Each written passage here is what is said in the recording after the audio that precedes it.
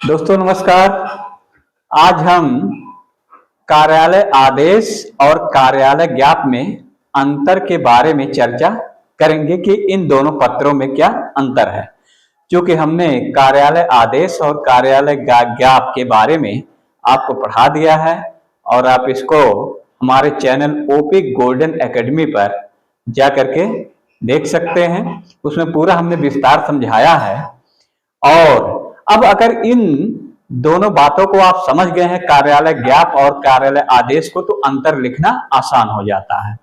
अब जैसे आपको अगर अंतर लिखना है तो मन में ये बना लीजिए कि वास्तव में क्या अंतर है।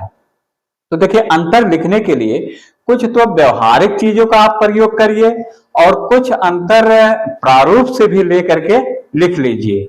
संख्या यहाँ जैसे मान लीजिए कभी कभी परीक्षा में ऐसा भी होता है कि आपको एग्जैक्ट कोई चीज नहीं आती है और आप 3-4 लिखते हैं तो भूल जाता है पांचवा क्या लिखे, छठवां क्या लिखे। तो इसके लिए कुछ प्रारूप को बना लीजिए कि प्रारूप में भी क्या डिफरेंस है, उसको लिख दीजिए। उसमें कोई दिक्कत नहीं है, अंक आपको मिलेंगे, क्योंकि ये भी वो भी एक अंतर का क्या है, पार्ट है। तो यहाँ पर ये बात ध्यान देंगे, जैसे कार्यालय आदेश की जो भाषा होती है ये आदेशात्मक होती है और कार्यालय ज्ञाप में क्या होता है, अनुरोध परक होता है। ये जो कार्यालय आदेश होता है कार्यालय के प्रमुख द्वारा, यानी कार्यालय का जो अध्यक्ष होगा वो जारी करता है, और जो कार्यालय ज्ञाप होगा ये इसके लिए एक नियत अधिकारी होता है, निश्चित अधिकारी होता है, ये जारी करता है। अब देखिए और अंतर आपको दिखाने हैं। तो अब जो कार्यालय आदेश होता है अगर इसका नियमों का पालन नहीं करते दंडात्मक होता है और इसमें कोई दंड का प्रावधान नहीं होता है। अगला दिखा देंगे कि जो कार्यालय आदेश होता है इसमें प्रेषित के नाम या पदनाम का उल्लेख नहीं किया जाता है, जबकि कार्यालय ज्ञाप में प्रेषित के नाम और पदनाम का उल्लेख किया जाता है। तो ये अंतर यहाँ पे है, इसको समझ करके इसको दिमाग में सेट कर लीजिए ताकि इसमें टाइम ना लगे और कम समय में इसको लिख ले जाइए। यहाँ देखिए हमने लिखा भी है, आप चाहेंगे तो इसको उतार भी लेंगे इसी तरह से कॉपी में और इसको इसी तरह से याद कर डालेंगे।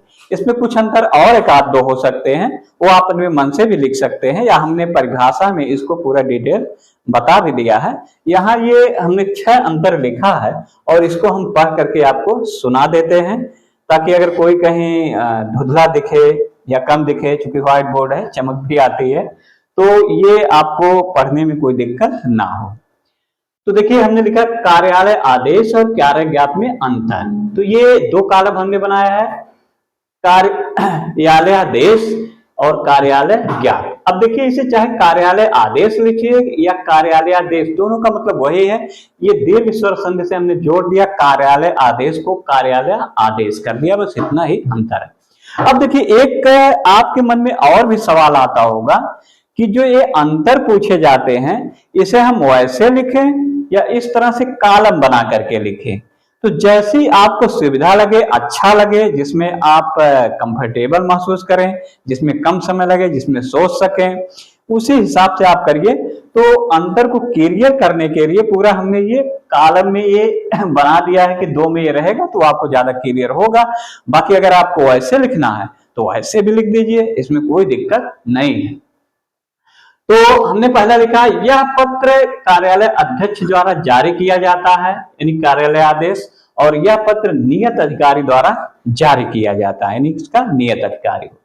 दूसरा है, इसका पालन करना अनिवार्य होता है, यानी कार्यालय आदेश का इसका पालन करना इच्छा पर निर्भर करता है, यानी स्वैच्छिक होता है, चाहे आप इसका पालन करिए या ना करिए। इसमें प्रायः कोई दंड का प्रावधान नहीं होता है अगर पालन नहीं करते हैं तो भी। इसका उल्लंघन दंडात्मक होता है, इसका उल्लंघन दंडात्मक नहीं होता है। वही बातें करीब करीब आ जाती हैं। इसका प्रभाव कार्यालय विशेष तक सीमित होता है, यानी कार्यालय आदेश जो होता है हमने बताया था कि जिस कार्यालय से जारी होगा उसी कार्यालय क्षेत्र तक इसका प्रभाव रहेगा। लेकिन जो कार्यालय ज्ञाप का प्रभाव होता है वो कार्यालय के साथ साथ अन्य अधिकारियों या व्यक्तियों जो आम लोग हैं वहां तक भी इसका प्रभाव रहता है। इसीलिए ये कहा गया इसका प्रभाव कार्यालय के साथ साथ अन्य व्यक्तियों तक होता है, यानी कोई दूसरे व्यक्ति आम आदमी भी इसका प्रयोग कार्यालय ज्ञाप का कर सकता है। ये देखिए पांचवा है, कार्यालय आदेश में प्रेषित के नाम का उल्लेख नहीं किया जाता है। प्रेषित का मतलब जो पाने वाला है उसके नाम का उल्लेख नहीं किया जाता है, जबकि कार्यालय ज्ञाप में सेवा में लिखकर प्रेषित के नाम, पदनाम तथा पते का उल्लेख किया जाता है।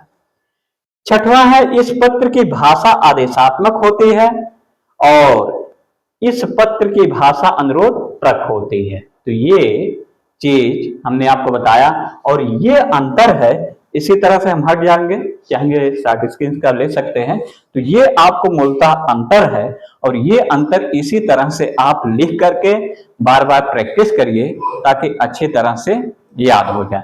क्योंकि देखिए इसमें जो सवाल बन सकते हैं, या तो किसी का प्रारूप पूछ ले इसमें से कार्यालय आदेश या कार्यालय ज्ञाप का प्रारूप पूछ करके, और ये पूछ ले इन दोनों पत्रों में यानी कार्यालय आदेश और कार्यालय ज्ञाप में क्या अंतर है। ऐसे भी समीक्षा अधिकारी में 8 नंबर के सवाल बन सकते हैं और पीसीएस में भी आते हैं। कोई भी एग्जाम हो तो सबके लिए ये उपयोगी होगा। तो इसको पढ़ेंगे, आगे हम और पत्रों के बारे में बताएंगे।